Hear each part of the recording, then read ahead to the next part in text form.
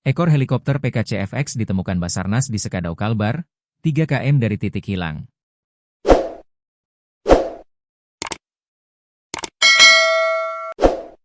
Basarnas melaporkan penemuan serpihan yang diduga bagian dari helikopter Airbus H130 PKCFX yang dilaporkan hilang kontak dan jatuh dalam penerbangan di wilayah hutan Kabupaten Sekadau, Kalimantan Barat, Kamis, 16 April 2026.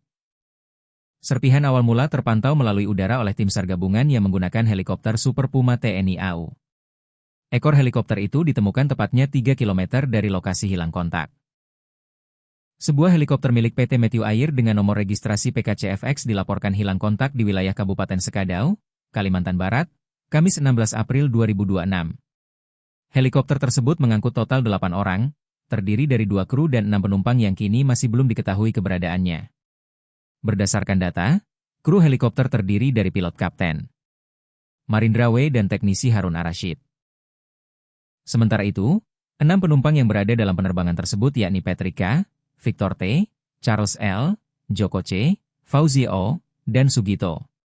Helikopter diketahui berangkat dari Melawi menuju Kuburaya pada pukul 8.34 WIB, sebelum akhirnya hilang kontak 5 menit setelah lepas landas. Titik terakhir komunikasi berada di wilayah Desa Tapangtingang, Kecamatan Nangataman. Ketua Satgas Informasi BPBD Kalbar, Daniel, membenarkan insiden tersebut dan menyebut pihaknya masih menunggu perkembangan terbaru dari tim di lapangan. Operasi pencarian kini terus dilakukan oleh tim SAR gabungan, namun hingga saat ini kondisi seluruh kru dan penumpang masih belum diketahui.